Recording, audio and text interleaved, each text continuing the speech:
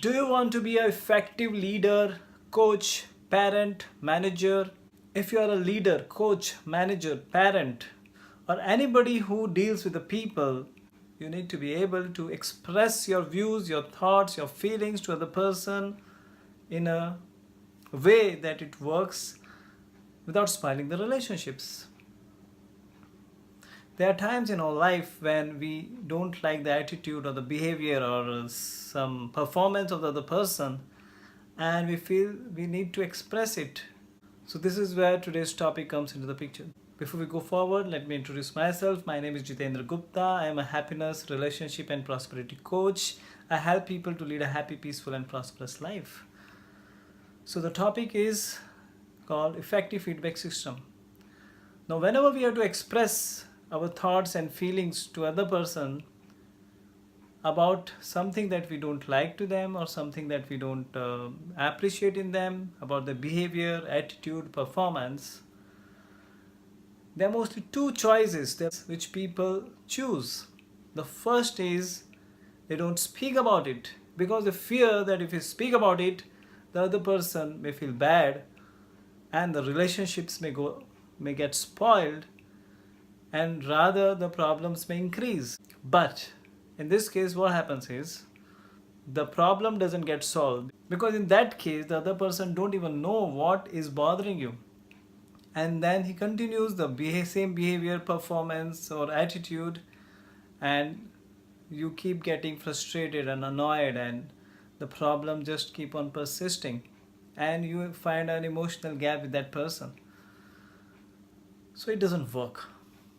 Now second approach which a lot of people take is they actually go and express whatever they have in the mind. They just vent out whatever they have, and so that they are free from what's boiling inside them. But in this case the other person feels very bad, and more than your message, he's thinking about how did you talk to him, the way you have talked to him. So he's not even thinking about what you wanted to convey, but he's thinking about why did he talk to me like this, and I got to show him some lesson, or his morale may go down.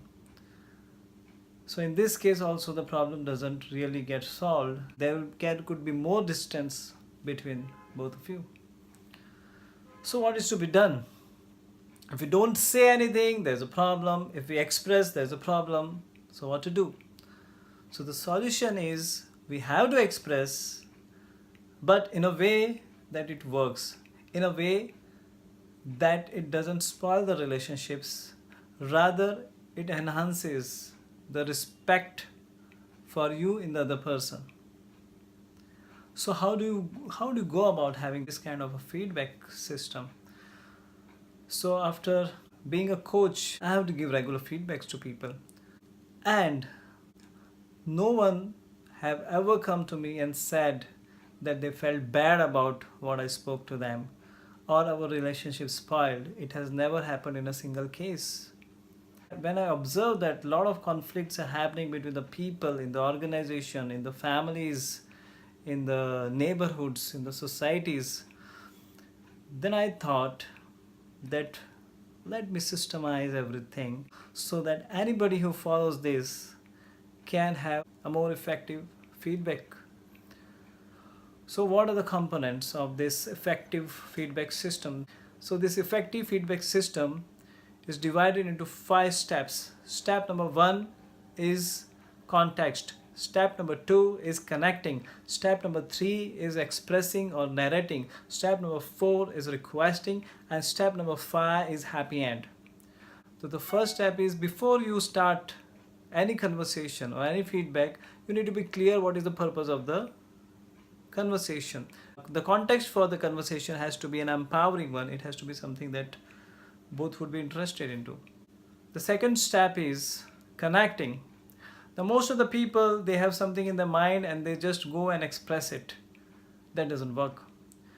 Unless we have an empowering context and an empowering relationship, the way we relate to each other, the way we connect to each other, further communication will not yield any positive result.